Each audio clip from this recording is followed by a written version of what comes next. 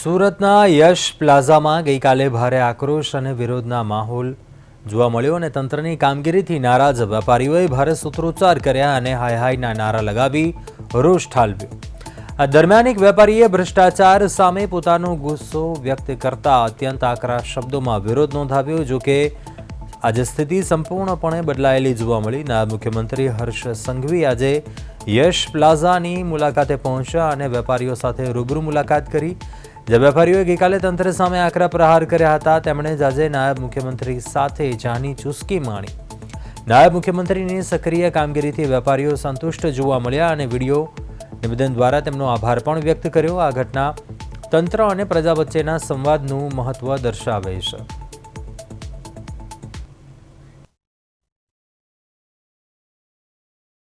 બે દિવસના અનરાધાર વરસાદ બાદ સુરત બગાડી નાખી છે। ત્યારે અનેક વેપારીઓને પાણી ભરાયા છે દુકાનમાં અને કરોડો રૂપિયાનું નુકસાન વેઠવાનો વારો આવ્યો છે। ત્યારે અહીં જે પ્રકારેનો વેપારીઓમાં રોષ છે અને જે પ્રકારે નારા બોલાવી રહ્યા છે, એસએમસી હાય હાયના નારા લગાવેલા છે, મેયર હાય હાયના નારા લગાવી રહ્યા છે। ત્યારે લોકો સાથે વાત કરીશું।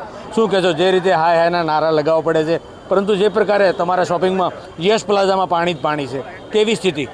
સાહેબ, આજે યશ પ્લાઝા શોપિંગ સેન્ટર છે તે ગુજરાતનું ફર્સ્ટ નંબરનું કોમ્પ્યુટર, લેપટોપ, સીસીટીવી સ્પેરપાર્ટનું હોલસેલનું હબ છે। અહીંયા જે બી દુકાનો નષ્ટ પામી છે એમાંથી 90% દુકાનો કોમ્પ્યુટર, લેપટોપ, સીસીટીવી સ્પેરપાર્ટની, ઇલેક્ટ્રોનિક્સ પ્રોડક્ટની દુકાનો છે અને એમાં જે મટીરિયલને જે માલજાલનું નુકસાન થયું છે એમની સંપૂર્ણ જવાબદારી સુરત મ્યુનિસિપલ કોર્પોરેશન અને સિટકો કંપનીને રહેશે। એનું કારણ એ છે કે ભૂતકાળમાં 3 થી 6 મહિના પહેલાં અસંખ્ય વખત અમે એ લોકોને રજૂઆત કરી કે વરસાદી પાણીની નિકાલ માટેની જે ગટર છે તે સંપૂર્ણ નષ્ટ પામેલી છે। તેમ છતાં પણ એ લોકો લેટર રમતા રહ્યા। સિટકો એસએમસીને લેટર આપે, એસએમસી સિટકોને લેટર આપે, ફક્ત કાગળિયા પર એક બીજા મિટિંગો કરે, ઝઘડા કરે।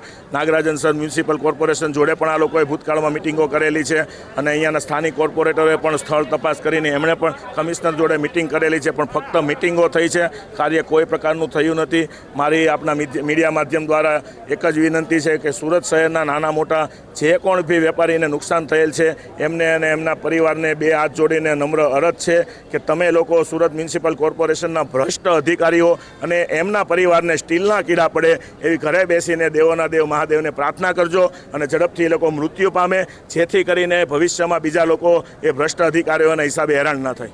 શું 24 કલાક કરતાં વધુ સમય વીતી ગયો છે? અહીંયા કોઈ અધિકારી મહાનગરપાલિકાનો, અહીં આ વિસ્તારના કોર્પોરેટરો, નેતાઓ કોઈ ફરી ગયા છે? કોઈ આવેલું નથી, કોઈ આવશે પણ નહીં। પ્રજામાં એટલો બધો રોષ છે। ઘણા લોકો તો મૌખિક એવી પણ વાતો કરે છે કે મરી જવું પડે તો મરી જઈશું, એ લોકો આવે તો એને મારી નાખવાના છે, ત્યાં સુધી લોકોમાં રોષ છે। એનું કારણ એ છે કે એ લોકોની અંદર માનવતા નામનું તત્વ જ નથી। એ લોકોમાં કોઈ પ્રકારની માનવતા જ નથી સાહેબ। બરોબર રોષ છે। તમે શું કહેશો કે જે પ્રકારની સ્થિતિ છે, કેવું નુકસાન વેપારીઓને વેઠવાનો વારો? સાહેબ, નુકસાનનો કોઈ આંકડો જ નથી। આ સીસીટીવી, કોમ્પ્યુટર, આઈટી ફિલ્ડની બધી શોપો છે, અહીંયા નુકસાનનો કોઈ આંકડો જ નથી, કરોડોમાં છે એમ।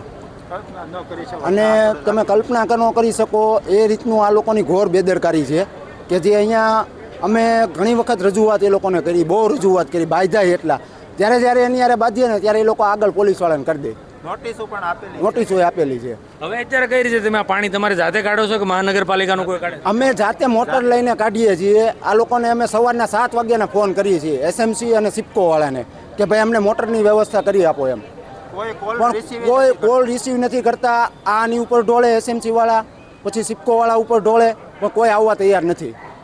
બિલકુલ, તો ભારોભાર રોષ છે ને। જે રીતે કમિશનર નાગરાજન પણ એસી ઓફિસમાં બેઠીને જે રીતે ફાંકા ફોજદારી કરતા હોય, ત્યારે મેયર સહિતના લોકો સામે અહીં જે પ્રકારના મુખ્યમંત્રી સહિતના લોકોને હાય હાયના નારા, એટલે વેપારીઓમાં સ્પષ્ટ રોષ છે। ત્યારે આ લોકોને જે નુકસાન થયું છે તેની ભરપાઈ કરવાની પણ માંગ કરી છે। ત્યારે જોવું રહ્યું કે આ નુકસાનીનું ભરપાઈ કરવામાં આવશે કેમ, પરંતુ વરસાદની તારાજીમાં અનેક વેપારીઓને જે કરોડો રૂપિયાનું નુકસાન વેઠવાનો વારો આવ્યો છે અને રાતા પાણીએ રોવા જેવી સ્થિતિ છે તે અહીં જોવા મળી રહી છે। કેમેરામેન અજય કુમાર સાથે અરવિંદ રાઠોડ, પ્રદેશ 24 ગુજરાતી, સુરત।